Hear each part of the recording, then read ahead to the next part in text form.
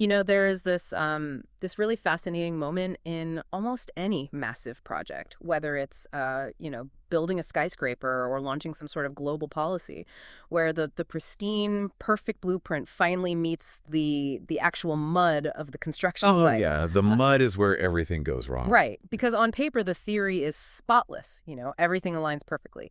But out in the world, the reality is, well, it's usually just a mess. It is. It's the ultimate friction point.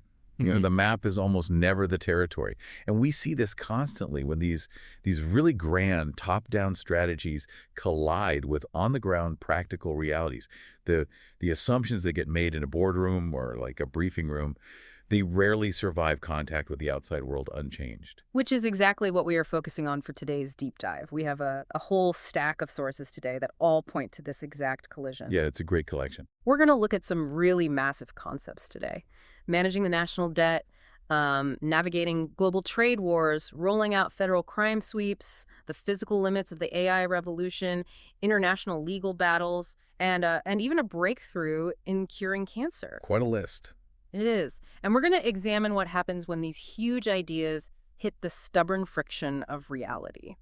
Now, before we jump into the mud, just a quick note on the terrain we're covering today. Many of our sources touch on highly charged political arenas. We're looking at actions from the Trump administration, from Pennsylvania Governor Josh Shapiro, and from international legal bodies. Right, and it's important to clarify our approach here. Exactly. Our goal today is simply to look at the mechanics of these moves. We want to understand the blueprints these leaders are using and the friction they encounter rather than, debating the politics behind them. We're treating these decisions like structural engineering problems. We're not taking sides. Which is really the only way to analyze them clearly. If you look at the underlying data of these sources, it paints a picture of a bustling, chaotic world constantly pushing back against highly complex, rigid data models. Okay, let's unpack this by starting with the ultimate macro strategy. The United States government trying to manage its own massive debt. Yeah, this is a big one. Right, so the Treasury Department, led by Secretary Scott Bessent, is stepping in to calm a very stressed bond market. The blueprint here is to more than double the size of their long-term government debt buybacks. They're taking this program from $2 billion to at least $4 billion. Right, and they're specifically targeting older debt that matures in the 10 to 20-year range and the 20 to 30-year range. Exactly. And when Washington pulls out a significantly bigger checkbook, Wall Street naturally pays attention. Oh, instantly. The market reacted to this maneuver right away. I have the numbers here.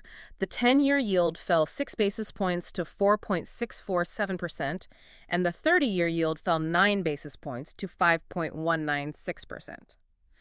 So the cost for the government to borrow money dropped noticeably the moment the announcement hit. Yeah, and Treasury officials argue this is all about providing what they call greater liquidity support. Essentially, buyers who wanted to purchase long-term government debt have been, well, pretty scarce since late June. Right. So the Treasury is stepping in as the buyer of last resort, to grease the wheels of the market and keep trading moving smoothly.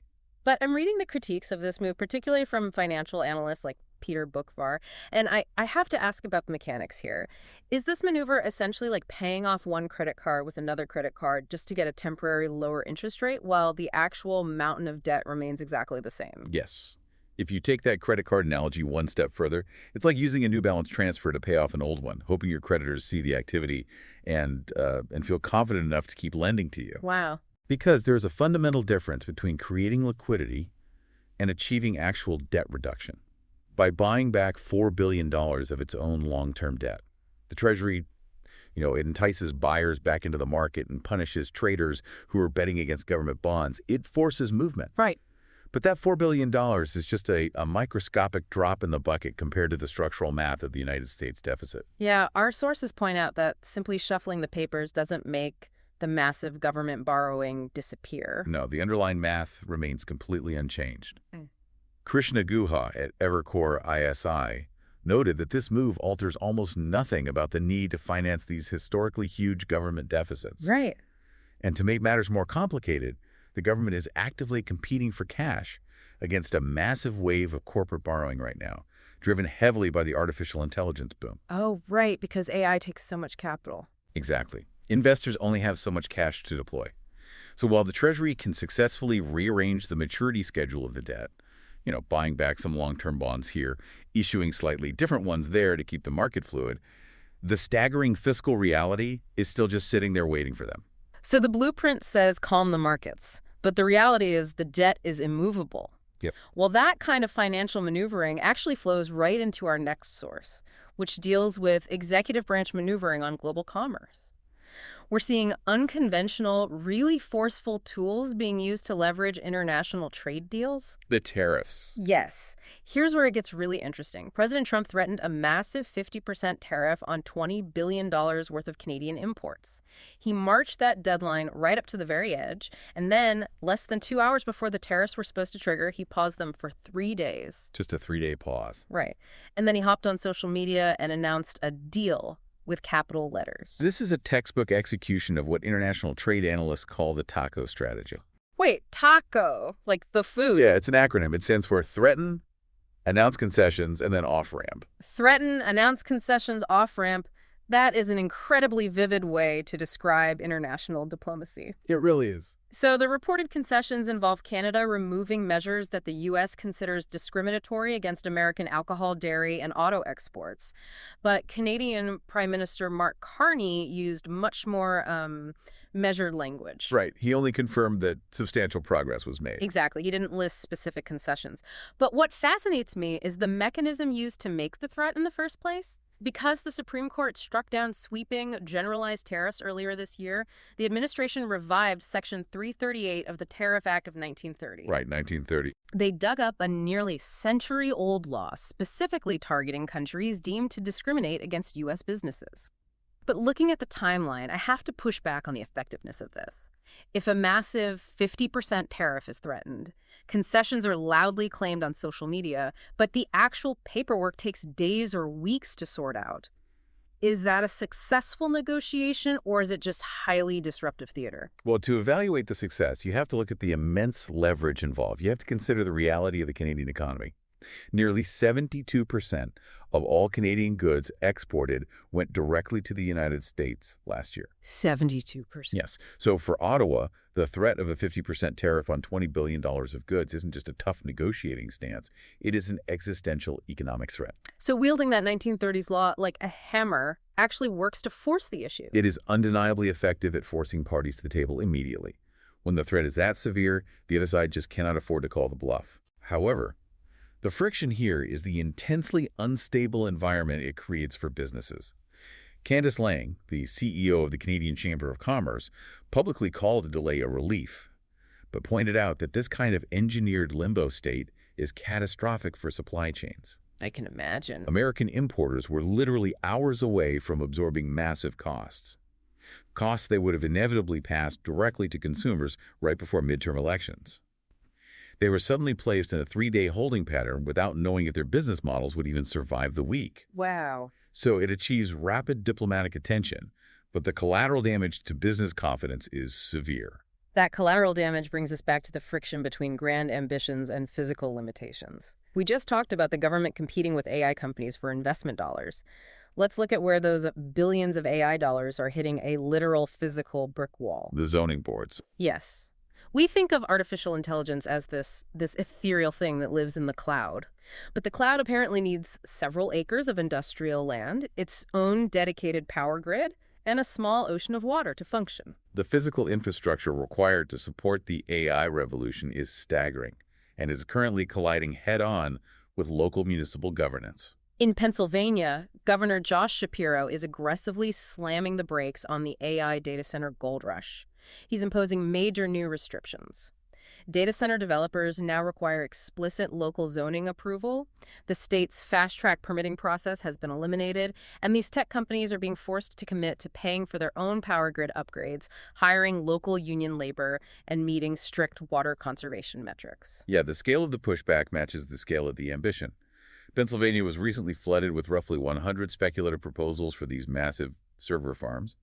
As of this reporting, only about 5 have actually received permits. 5 out of 100. Exactly. Yeah. And this friction is entirely bipartisan. We are seeing Democratic Governor Kathy Hochul in New York pausing these developments, alongside Republican Governor Greg Abbott doing the exact same thing in Texas. And even the Trump administration, which has made winning the global AI race a massive federal priority, is simultaneously pushing a ratepayer protection pledge. They want to ensure that everyday local residents don't end up footing the exorbitant electricity bills generated by these tech giants. Right. So the question becomes, can America actually win a hyper-competitive global AI race if every single crucial server farm gets bogged down in a 12-month local zoning dispute over water usage? Well, that question represents the defining tension of this entire infrastructure boom. What we are witnessing is the classic N9BY phenomenon, not in my backyard, colliding with a generational technological revolution. Yeah. Throughout American political history, we see this struggle repeat. You have massive federal or corporate ambition on one side, claiming national security or economic dominance, and on the other side, you have local voters who simply do not want an industrial behemoth dropped into their quiet neighborhood. Governor Shapiro made that exact point. He stated on the record, "We will not be bulldozed by the lawyers working for these big tech companies." Because the tech industry's blueprint assumes that the promise of jobs, tax revenue, and critical global competitiveness will just smooth over any local concerns. Sure. But the reality on the ground is that modern AI data centers consume truly enormous amounts of electricity, often enough to strain an entire county's grid and drive up utility prices for people who already live there. They also require massive amounts of fresh water to keep the server racks from melting down. Right. Local politicians are realizing that if they just roll out the red carpet for Silicon Valley, their own constituents are the ones left holding the environmental and financial check. So the grand sweeping strategy of American AI dominance is currently sitting in a municipal gymnasium waiting for a public comment period to end. That perfectly encapsulates our theme. Let's look at another collision between federal plans and local reality, but with entirely different stakes. We just saw local communities pushing back on corporate AI infrastructure. Now let's examine what happens when federal military power is deployed directly onto local city streets to solve a municipal problem. The situation in D.C. Yes, President Trump deployed roughly 4,500 National Guard troops to Washington, D.C. with the explicit mission of fighting crime. To put the sheer scale of that blueprint in perspective, those troops now significantly outnumber the city's 3,200 local police officers. It is a massive deployment of federal resources into a concentrated urban area. And the financial cost reflects that scale. The administration estimates a price tag of $1.4 billion to maintain this military presence through 2029. $1.4 billion. So the obvious question is, what is $1.4 billion actually buying the city? A detailed review of court records by Reuters found that soldiers were mentioned in only 1.3% of criminal cases filed since they arrived in August. Just 1.3%. Right. According to the data, these highly trained, heavily armed soldiers are largely catching minor, opportunistic thieves. In the cases where the Guard acted independently, the records show them apprehending a man accused of taking 2 slices of pizza, someone stealing $7 worth of beef jerky, and a woman who drank a root beer at a convenience store without paying. Wow. Meanwhile, the exact same Reuters review found absolutely zero references to Guard law enforcement activity in the specific D.C. neighborhoods that accounted for 82% of the city's murders over the previous 5 years. Now, murders in D.C. are technically down, but overall reported violent crime is actually up 4% compared to this exact time last year. So what does this all mean? Are we looking at a genuine, effective crime-fighting strategy, or did the federal government just fund the world's most expensive neighborhood watch? Well, if we connect this to the bigger picture, we have to look at the fundamentally different philosophies of policing at play here.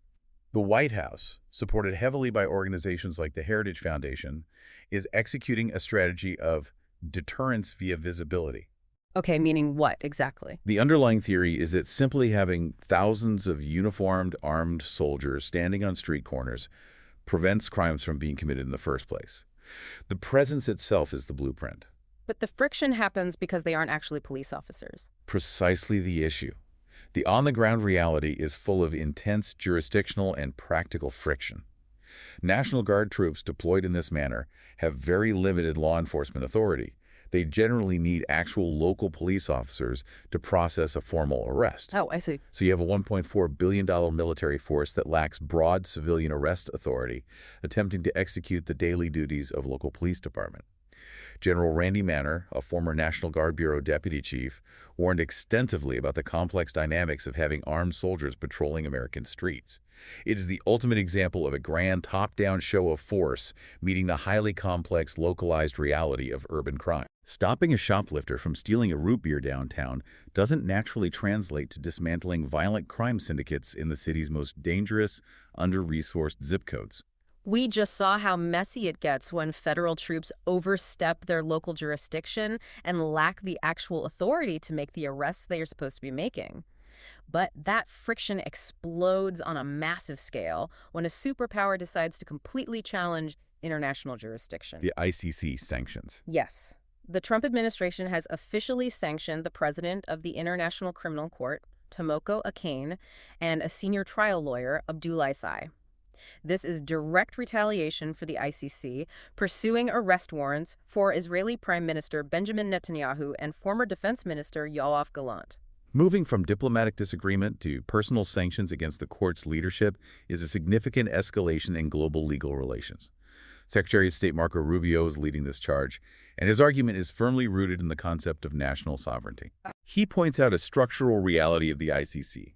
It is targeting citizens of non-member states. Neither the United States nor Israel ever signed the Rome Statute, which is the treaty that created the court. Right. Therefore, Washington's stance is that these unelected foreign judges have absolutely zero legal authority to investigate or arrest their citizens. But the U.S. isn't just issuing a diplomatic statement saying, we don't recognize your court's authority over our allies. They're actively freezing the personal bank accounts and assets of the judges and lawyers involved. Are we crossing a line from simply ignoring a tribunal we don't belong to actively utilizing economic warfare to dismantle it? It's a fair question. Because groups like Amnesty International and the United Nations are arguing that this move completely undermines the concept of global justice and intentionally shields powerful leaders from any form of accountability. This raises an incredibly deep question about how the world governs itself, and it requires us to carefully look at both sides of a very heated philosophical debate. The sovereignty argument is highly legitimate in historical international relations. How so? Well, the foundation of a nation-state is that it writes and enforces its own laws. If a country explicitly refuses to join an international body, why should it be subject to that body's rulings? If you believe in strict national sovereignty, an external court claiming jurisdiction over your democratically elected leaders is a direct and unacceptable threat. The logic there holds up. I mean, a nation cannot be truly independent if a foreign court can simply arrest its leaders without consent. But look at the international accountability argument on the other side. Yeah. The ICC was specifically designed to prosecute the worst crimes imaginable: genocide, systemic war crimes, crimes against humanity, often when a nation's own legal system refuses to do so. Right. The defenders of the court argue that if a superpower like the United States can use its massive economic weight to personally bankrupt the prosecutors and judges attempting to enforce international law, then international law effectively ceases to exist. It devolves into a system where the strong do whatever they want and the weak suffer what they must. By moving from diplomatic rejection to the personal economic punishment of the individuals running the court, Washington has fundamentally tested the limits of international jurisdiction. The blueprint of global justice completely crashing into the reality of global superpower economics. It's a heavy concept. But after all these stories about geopolitical friction, trade wars, gridlock zoning boards, and power struggles, I want to pivot to a source detailing a scenario where hyper-customization, getting into the absolute messy, microscopic reality of a problem, is actually achieving something miraculous. Oh, you're looking at the clinical trial data from Moderna and Merck. Yes, and this is truly astonishing. Moderna and Merck have developed a personalized mRNA cancer vaccine called intismeran, and it just succeeded in a late-stage phase 3 trial for melanoma. It's incredible news. When the data was published, Moderna's stock essentially doubled, and Merck jumped 10%. But let me make sure I'm reading the mechanism of this correctly, because it completely flips my understanding of how vaccines work. This isn't a preventative shot you get in your arm before you get sick to ward off cancer. They are custom building a weapon specifically designed to hunt the cancer the patient already has. Yes. What's fascinating here is that this specific application is the ultimate fulfillment of the original promise of mRNA technology. Most of the world learned about mRNA during the COVID era, which was a massive one-size-fits-all deployment. Right, everyone got the same shot. Exactly. But programming a sequence to fight a specific patient's unique cancer was always the bigger, much more complex scientific dream. Walk me through how this actually works in a hospital setting. How do you custom build a drug? The process is incredibly bespoke and abandons the idea of a universal blueprint entirely. Doctors take a blood sample and a physical biopsy directly from the patient's specific tumor. They sequence the DNA and analyze its unique genetic profile to identify the exact mutations driving that particular cancer. Then, Moderna takes that highly specific data, encodes those exact targets into a strand of mRNA, and manufactures a personalized vaccine just for that one person. That's wild. The mRNA teaches the patient's own immune system what the cancer looks like so it can hunt it down. And the entire manufacturing process takes about 6 weeks. Taking a piece of a tumor and turning it into a custom-coded biological weapon in 6 weeks is science fiction made real, and the results back it up. When combined with Merck's existing immunotherapy drug Keytruda, earlier trials showed this custom vaccine reduced the risk of melanoma recurrence or death by 49% compared to using Keytruda alone. Those are massive numbers. And the recent phase 3 trial proved it successfully prevented high-risk melanoma from returning or spreading. They are aiming to get this to market by 2027. Now, as analysts reviewing the data, we must always include the asterisks. We still need to see the detailed overall survival data, which the companies are expected to release later this year.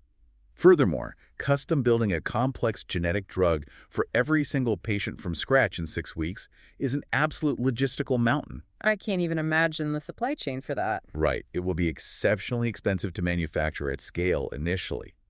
But the paradigm shift here is profound.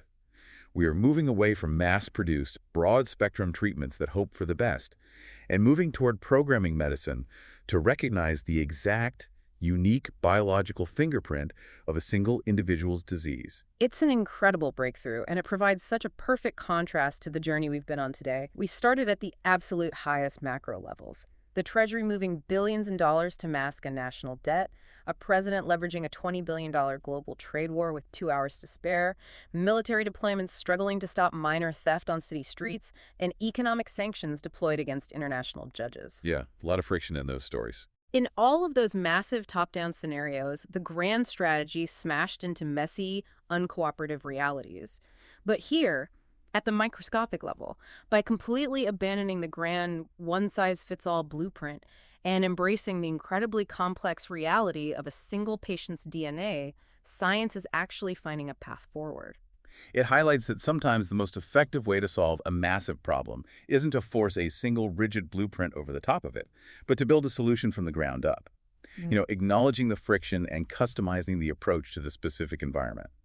And that leads me to a final thought I want to leave you with today. We talked earlier about how local towns and voters are fighting back against these massive AI data centers because they drain the local power grid and consume all the water. Right, the zoning battles. But we also just discussed a near future where every single cancer patient could receive a custom-coded mRNA vaccine based on the complex genetic sequencing of their specific tumor. If that kind of revolutionary hyper-personalized medicine requires the massive AI computation power we discussed to actually achieve at a global scale, Wow. will those very same local voters still say, "Not in my backyard," when the industrial server farm they are protesting might literally be the one processing the genetic code to cure their own illness? The collision of local convenience and global survival. Something to mull over as you go about your day. The blueprint is rarely as simple as the mud it's built on. Keep questioning the world around you, keep looking for those connections, and we'll see you on the next deep dive.